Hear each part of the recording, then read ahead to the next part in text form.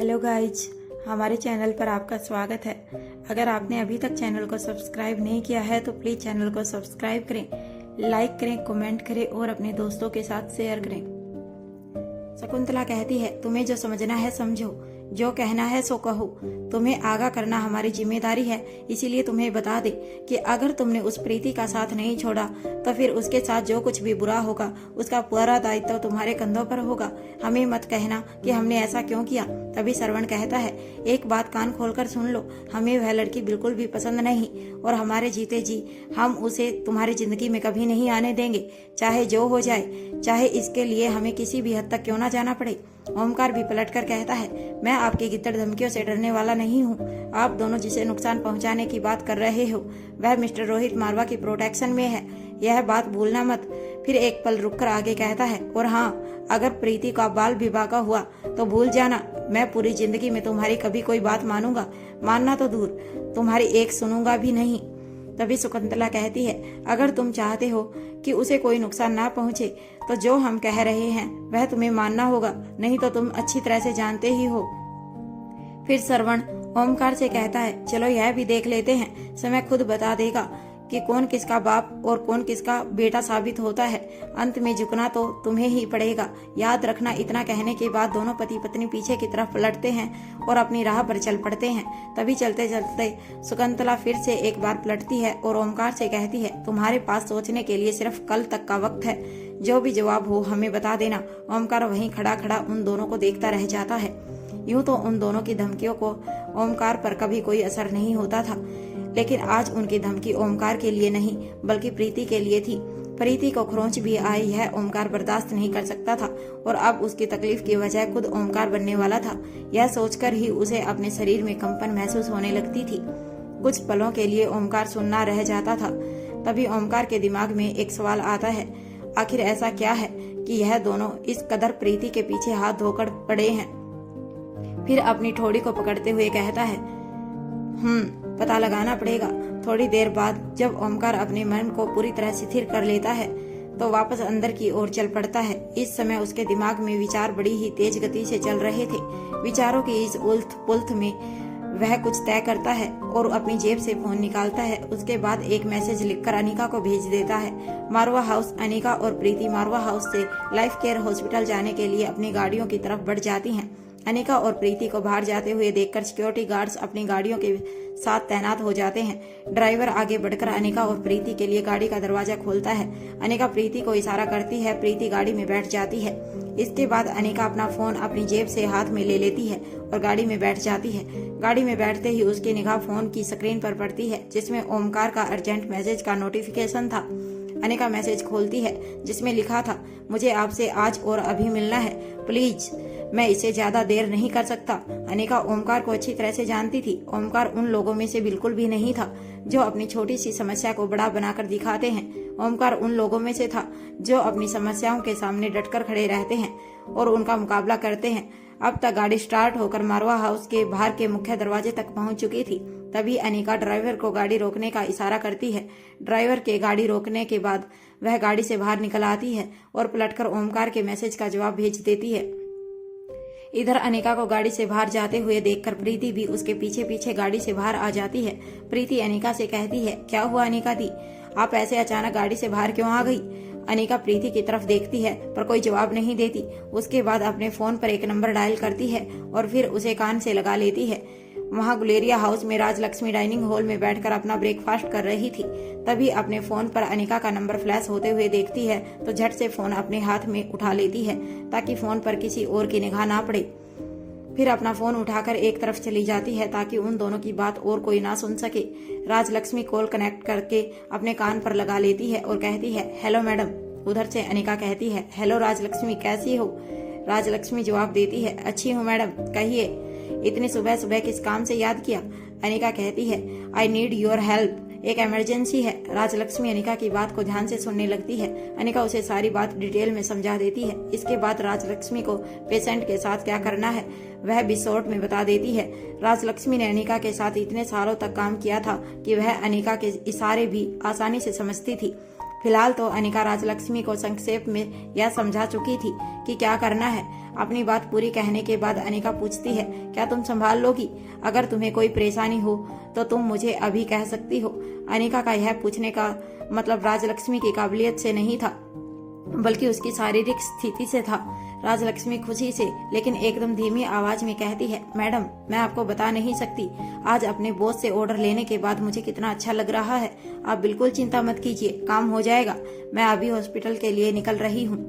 इसके बाद अनिका प्रीति की तरफ पलटती है और उसके पास आ जाती है। फिर उससे कहती है, मुझे कुछ बहुत जरूरी काम आ गया है, मैं तुम्हारे साथ नहीं आ रही हूँ।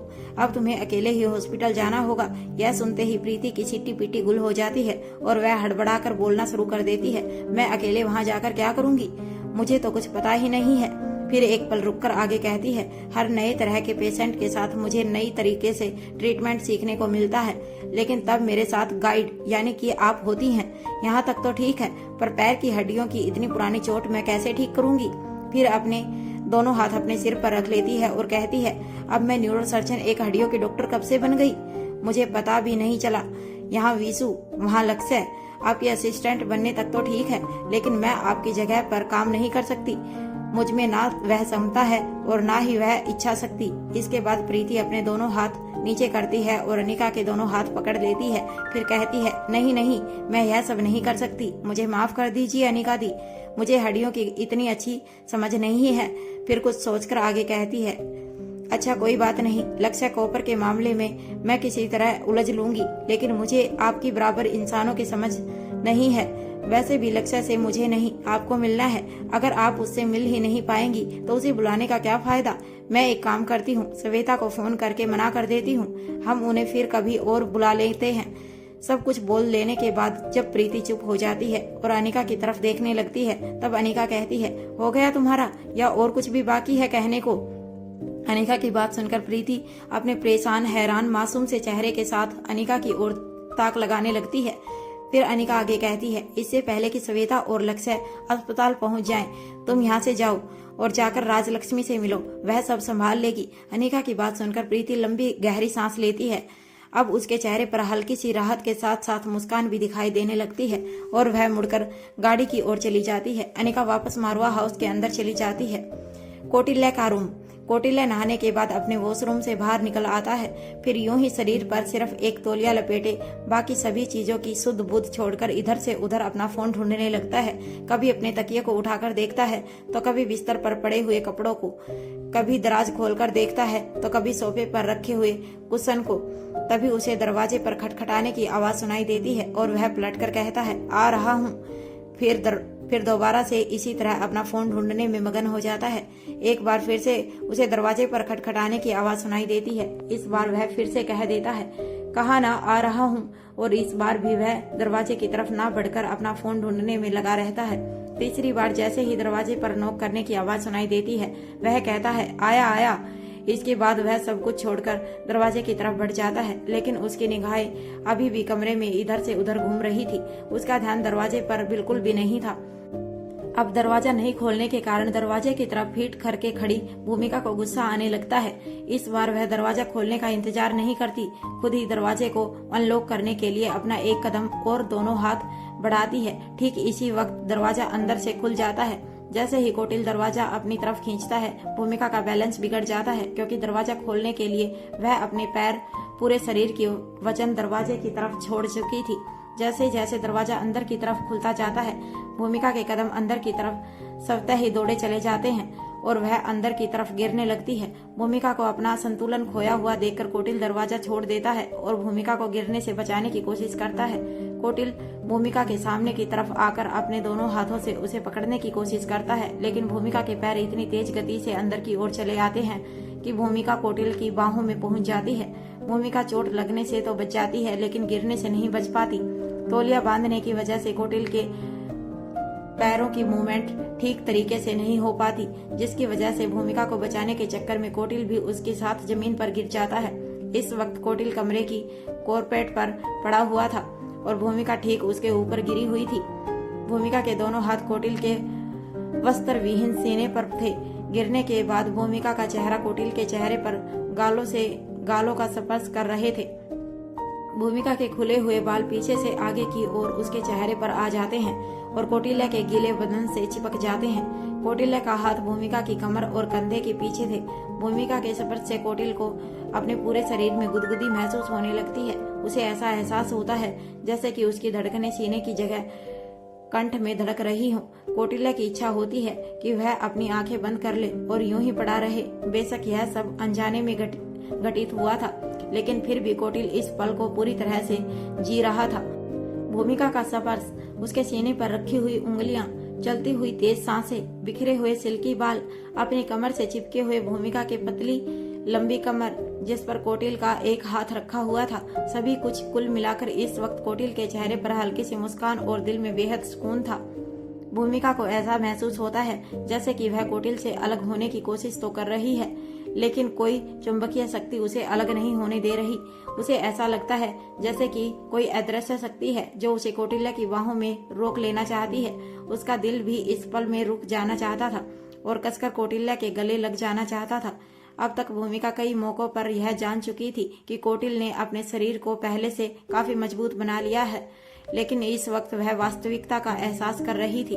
उसका तन और मन दोनों ही कौटिल्य की ओर खींचे चले जा रहे थे। उसे मदहोश का असर होने लगता है। एक पल के लिए उसे ऐसी ख्वाहिश हुई कि कौटिल्य के गालों को चूम ले और कौटिल्य से कह दे कि तुमसे दूर रहना मुझे कभी भी अच्छा नहीं लगा, पर अब तुमसे यह दूरी मुझसे बिल्कुल भी बर्दाश्त नहीं होती। लेकिन जिस कदर भूमिका की नैतिकता उस पर हावी थी, वह इस रिश्ते के लिए किस तरह से पहल करती। अपने दिल और दिमाग में से दिमाग की बात सुनने में भूमिका को कुछ पल इसी तरह कौटिल्य की बाहों में पड़े हुए निकल जाते हैं। फिर वह अपने मन को मजबूर करके अपनी पूरी ताकत लगाकर उससे अलग होने की कोशिश करती है। तभी कौटिल्य के गीले बदन से चिपके हुए उसके बाल खींच जाते हैं। बाल खींचने से दर्द होने की वजह से वह अपना एक हाथ अपने सिर पर रख लेती है। कौटिल्य भूमिका को उठने की कोशिश करते हुए देखकर अपनी पकड़ ढीली कर देता है और उसके बालों को एक और करने में मदद करने लगता है। फिर दोनों कुछ देर मशक्कत करने के बाद अपनी अपनी जगह पर खड़े हो जाते हैं। भूमिका कौटिल्य की तरफ से नजरें घुमाकर दूसरी तरफ चेहरा करके खड़ी हो जाती है। भूमिका को इस तरह दूसरी तरफ चेहरा करके खड़े हुए देखकर कौटिल्य असहज हो जाता है।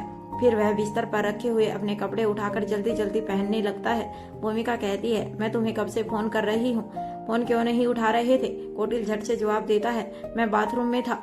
फोन की आवाज सुनकर जल्दी जल्दी से बाहर निकला हूँ। सबूत के तौर पर मेरी हालत तुम देख ही चुकी हो। उतनी ही तेजी से भूमिका दूसरा सवाल दाग देती है, तुम इतनी देर से आया किए जा रहे थे, लेकिन दरवाजा क्यों नहीं खोल रहे थे?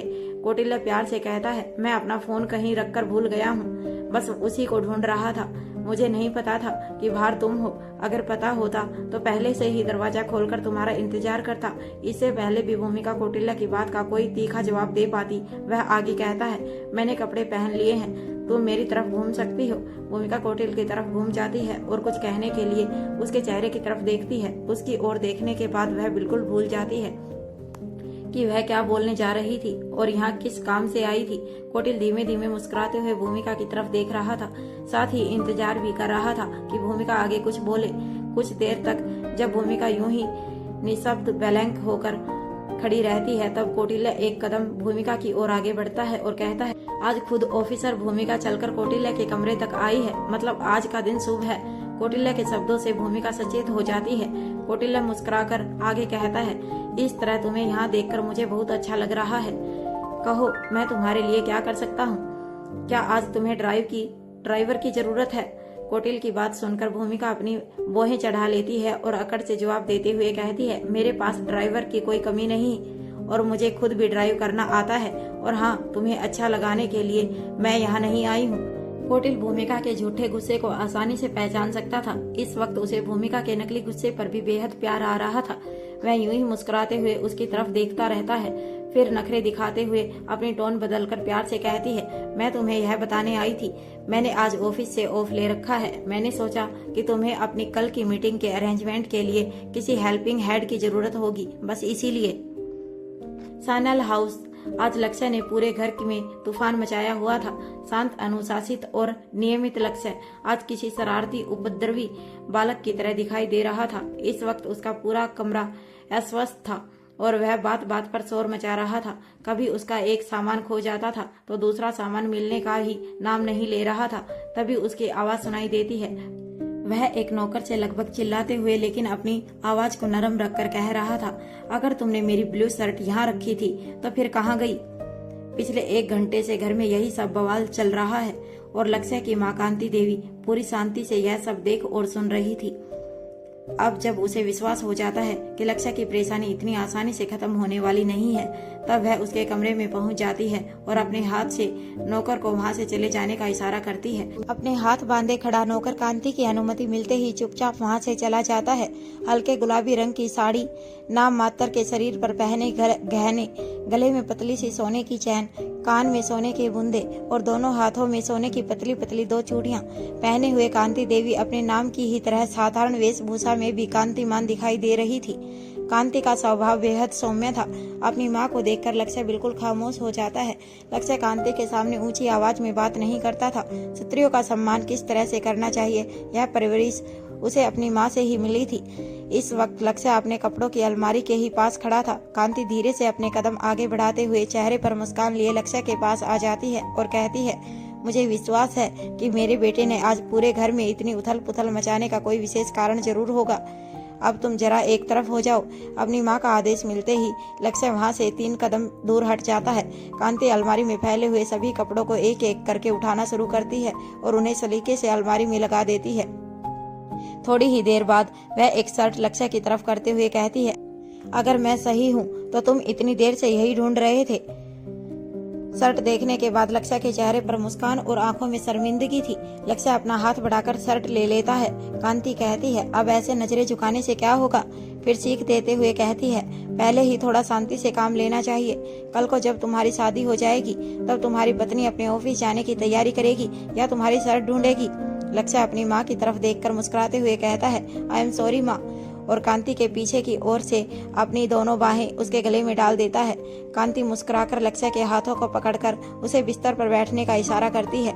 लक्ष्य बैठ जाता है। कांति भी उसी के पास बैठ जाती है और फिर कहती है, क्या तुम मेरी होने वाली बहू से मिलने जा रहे हो? अपनी माँ की बात सुनकर लक्ष्य के चेहरे का रंग उड़ जाता है, जैसे कि उसकी कोई चोरी पकड़ी गई हो।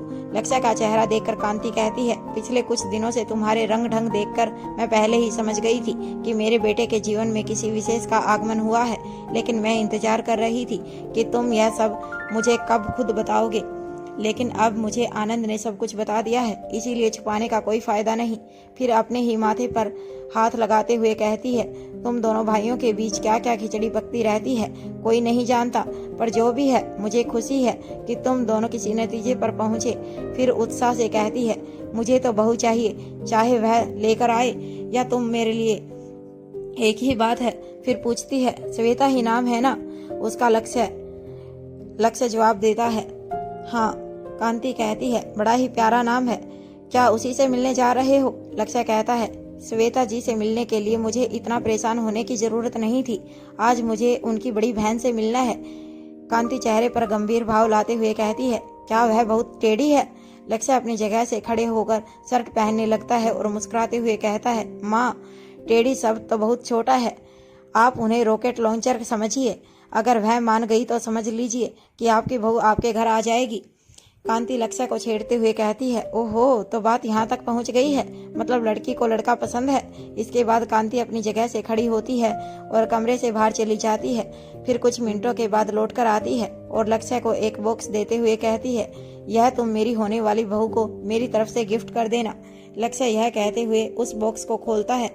इसमें क्या है? माँ बॉक्स को खोलने के बाद जब लक्ष्य उसे देखता है तो हैरानी से कहता है, यह तो बेहद खूबसूरत है, पर यह है क्या? कांति खुश होते हुए कहती है, यह जड़ाऊ बाजूबंद है। आजकल की लड़कियां कट स्लीव खूब पहनती हैं, उसकी बाजुओं पर यह बहुत सुंदर लगेगा। अपनी माँ की बात सुनकर लक्ष्य की मुस्कान और बड़ी हो जाती है और फिर वह उस बॉक्स को अपनी माँ के हाथ में वापस रखते हुए कहता है, पहले वह मेरी छोटी सी रिंग तो ले ले, उसके बाद आप उन्हें कंगन, हार, पायल, जितने चाहे उतने गहने पहनाना। अभी इसे देना थोड़ी जल्दबाजी होगी। फिर अचानक लक्ष्य के चेहरे पर हल्का सा तनाव दिखाई देने लगता है और वह कहता है, आप नहीं जानती इस वक्त श्वेता जी कितनी मानसिक दुविधा से गुजर रही हैं। मैं उन्हें यह देकर उनकी परेशानी और नहीं बढ़ाना चाहता। फिर मुस्कुराकर अपनी माँ की ओर देखते हुए कहता है, आप मुझे थोड़ा सा वक्त और दीजिए, उसके बाद आप खुद श्वेता से मिल लेना और यह अपने हाथों से दे दीजिएगा। इतना कहने के बाद वह, बाय माँ, बाकी बातें बाद में आकर करूंगा, यह कहकर तेज कदमों से चलते हुए कमरे से बाहर चला जाता है। Life care hospital. Preeti hospital पहुंचने के बाद सीधा राजलक्ष्मी के कैबिन में पहुंच जाती है, लेकिन राजलक्ष्मी वहां नहीं थी। तभी प्रीति के मन में ख्याल आता है कि अगर वह भी अनिका दी की तरह ही नहीं आई तो। यह सोचते ही एक पल के लिए प्रीति सहम जाती है। अब प्रीति अपनी ही जगह पर खड़ी होकर कुछ सोचने लगती है। तभी कैबिन का दरवाजा खुलता है और उसे अपने पीछे की ओर से राजलक्ष्मी की आवाज सुनाई देती है, बैठो डॉक्टर प्रीति, मेरा ही इंतजार कर रही हो ना। राजलक्ष्मी की आवाज सुनकर प्रीति के चेहरे पर खुशी की लहर दौड़ जाती है और वह राहत की सांस लेती है। राजलक्ष्मी अपनी चेयर पर बैठते हुए प्रीति को अपने सामने बैठने के लिए इशारा करती है। दोनों अपनी अपनी जगह पर बैठ जाती हैं। फिर प्रीति चेहरे पर चिंता लाते हुए कहती है, अब मुझे क्या करना चाहिए, मुझे कुछ समझ नहीं आ रहा। राजलक्ष्मी मुस्कुराकर प्रीति के हाथ पर अपना हाथ रखती है और कहती है, तुम्हें कुछ समझने की जरूरत नहीं है, मैं तुम्हारे साथ तुम्हारी कैबिन में ही बैठूंगी। फिर बस हर बात पर तुम्हें कहना है, हाँ ऐसा ही था, सही है, बिल्कुल सही, तुम्हें बस इतना ही करना है, आगे मैं खुद संभाल लूंगी। राजलक्ष्मी की बात सुनकर प्रीति के चेहरे पर बड़ी सी मुस्कान आ जाती है और वह कहती है, क्या सच में यह इतना आसान होगा। बदले में राजलक्ष्मी सिर्फ अपनी पलकें झपकाकर हाँ कह देती है। हल्की फुल्की बातचीत करने के बाद दोनों प्रीति के कैबिन में चली जाती हैं। थोड़ी ही देर बाद लक्ष्य श्वेता को लेकर अस्पताल पहुंच जाता है। प्रीति अपने कैबिन में बेचैन होकर इधर से उधर घूम रही थी। राजलक्ष्मी अपनी जगह पर बैठे बैठे बीच बीच में अपनी निगाहें उठाकर प्रीति को देखती और फिर मुस्कुराकर दोबारा से अपने काम में लग जाती। राजलक्ष्मी इस वक्त अपने मरीजों की रिपोर्ट्स को फाइलों में पढ़ रही थी, सब साथ साथ में उन पर जरूरी कमेंट्स भी लिखती जा रही थी। तभी प्रीति का ध्यान अपने कैबिन के शीशे से सामने की ओर दृश्य पर चला जाता है। उसे सामने से चली आ रही श्वेता और उसके साथ साथ चलता हुआ लक्ष्य दिखाई देता है। साथ ही उनके पीछे पीछे चलते हुए बॉडीगार्ड्स भी उन्हें दिखाई देते हैं। प्रीति झट से जाकर अपनी चेयर पर बैठ जाती है और राजलक्ष्मी से कहती है, Rajdi, he is so smart, what a muscular body. Rajlakshmi हैरानी से प्रीति की तरफ देखती है और यह समझने की कोशिश करती है कि वह किसके बारे में बात कर रही है। इसके पहले कि वह कुछ बोल पाती, दरवाजे पर कुछ आहट महसूस होती है। लक्ष्य कैबिन का दरवाजा खोलता है और श्वेता को पहले अंदर जाने के लिए अपने हाथ का इशारा करता है। श्वेता के अंदर आ जाने के बाद वह भी पीछे पीछे अंदर आ जाता है। उन दोनों को साथ में अंदर आते हुए देखकर राजलक्ष्मी तुरंत ही समझ जाती है कि डॉक्टर प्रीति लक्ष्य की तारीफ कर रही थी। उन दोनों को अंदर आते हुए देखकर प्रीति ऐसी प्रतिक्रिया देती है जैसे कि उसे उनके आने की कोई खबर ना हो। उसके बाद वह अपनी जगह से उठ खड़ी होती है और कैसी हो श्वेता कहते हुए श्वेता के गले लग जाती है। फिर धीरे से श्वेता के कान में कहती है, व्हाट ए हैंडसम मैन, तुम्हारा इनके प्यार में पड़ जाना किसी भी एंगल से गलत नहीं। प्रीति की बात सुनकर श्वेता के चेहरे पर मुस्कुराहट के साथ साथ लालिमा भी आ जाती है। वह धीरे से अपना हाथ श्वेता के हाथ में कोहनी पर दे मारती है, फिर उससे अलग होते हुए बिना कुछ कहे पीछे हट जाती है। इसके बाद लक्ष्य जेंटलमैन की तरह हेलो डॉक्टर प्रीति कहता है। प्रीति अपना हाथ आगे कर देती है। लक्ष्य प्रीति से हाथ मिलाने के बाद राजलक्ष्मी की तरफ देखता है। प्रीति कहती है, यह डॉक्टर राजलक्ष्मी है, बेहद अनुभवी और काबिल। लक्ष्य राजलक्ष्मी से हेलो डॉक्टर कहता है। उसके बाद प्रीति लक्ष्य और श्वेता को बैठने के लिए इशारा करती है। श्वेता प्रीति से पूछती है, अनिका दी कहाँ है? मैंने तुमसे कहा था कि उन्हें अपने साथ लेकर आना, वह कहीं दिखाई क्यों नहीं दे रही? प्रीति जवाब देती है, दरअसल बात यह है कि मैंने उन्हें अपने साथ लाने के लिए मना लिया था। वहाँ वह आ भी रही थी, लेकिन अचानक से उन्हें कोई जरूरी काम आ गया और वह मारवा हाउस के मेन गेट पर आकर गाड़ी से बाहर उतर गई। I am so sorry Shweta, but I promise next time उन्हें जरूर अपने साथ ले आऊंगी। यह सुनकर जितनी हताश श्वेता हो गई थी, उससे कहीं ज्यादा बुरा लक्ष्य को लग रहा था। अनिका से मिलने के लिए लक्ष्य ने मन ही मन अच्छा खासा होमवर्क किया था, लेकिन इस वक्त वह सब बेकार हो गया था। वह चाहता था कि जितनी जल्दी हो सके अनिका से मिलकर उसे समझा और मना सके, ताकि उसके और श्वेता के बीच की दूरियां हमेशा के लिए खत्म हो जाए। अब उसे ऐसा लग रहा था जैसे कोई गोल्ड अपॉर्चुनिटी उसके हाथ से निकल गई हो। अभी लक्ष्य अपने मन ही मन यह सब सोच ही रहा था कि तभी प्रीति लक्ष्य की तरफ देखते हुए कहती है, वैसे तो हम सभी टेस्ट नए सिरे से करवाएंगे ताकि हमें पैर की कट सिचुएशन पता चल सके, लेकिन फिर भी मैं चाहती हूँ कि आप इसकी हिस्ट्री हमारे साथ शेयर करें। यदि आप इसकी पुरानी रिपोर्ट्स अपने साथ लाए हो तो उससे हमें केस को समझने में काफी मदद मिल जाएगी। प्रीति की बात सुनकर लक्ष्य अपने फोन पर एक मैसेज टाइप कर देता है। तभी एक बॉडीगार्ड एक फाइल लेकर अंदर आ जाता है और लक्ष्य के हाथ में देकर वापस बाहर चला जाता है। लक्ष्य जैसे ही फाइल डॉक्टर प्रीति की तरफ बढ़ाता है तभी डॉक्टर राजलक्ष्मी अपना हाथ आगे करके फाइल ले लेती है। फिर वह धीरे धीरे पूरी हिस्ट्री चेक कर लेती है और उसके बाद प्रीति के हाथ में फाइल देते हुए कहती है, डॉक्टर प्रीति, मुझे लगता है कि एलोपैथी ट्रीटमेंट के साथ पैर को पहले जैसी सिचुएशन में नहीं लाया जा सकता। अब आप एक बार खुद इसकी हिस्ट्री देख लीजिए। प्रीति धीरे धीरे पेज पलटना शुरू करती है, फिर राजलक्ष्मी की तरफ देखते हुए कहती है, आप सही कह रही हैं, यह एलोपैथी से संभव नहीं होगा। राजलक्ष्मी अपनी बात आगे बढ़ाते हुए कहती है, हम इस मामले में आयुर्वेदिक उपचार के साथ जा सकते हैं। प्रीति कहती है, बिल्कुल सही कहा, उससे इसके ठीक होने के चांसेस बहुत ज्यादा हैं। राजलक्ष्मी प्रीति से पूछती है, क्या मैं सभी टेस्ट लिख दूं जिनसे हमें चोट की वर्तमान स्थिति का पता लगा सके, क्योंकि यह इंजरी काफी पुरानी है, इसीलिए नई रिपोर्ट का होना बेहद जरूरी है। प्रीति कहती है, हाँ डॉक्टर राजलक्ष्मी, आप सही कहती हैं, बिना वर्तमान स्थिति को देखे हम कोई भी डिसीजन नहीं ले पाएंगे। लिख दीजिए, हमें जिन जिन टेस्ट की रिपोर्ट की जरूरत है वह सभी लिख दीजिए। डॉक्टर प्रीति और डॉक्टर राजलक्ष्मी की बातें सुनकर लक्ष्य मन ही मन खुश होता है। अब इसी बहाने श्वेता जी के साथ पूरा दिन बीत जाएगा। आज अनिका जी से मुलाकात नहीं भी हुई थी, लेकिन श्वेता का साथ तो पूरा दिन का था। यह भी क्या मेरे लिए कुछ कम है? तभी श्वेता राजलक्ष्मी और प्रीति से पूछती है, क्या आपको लगता है कि यह ठीक हो सकता है?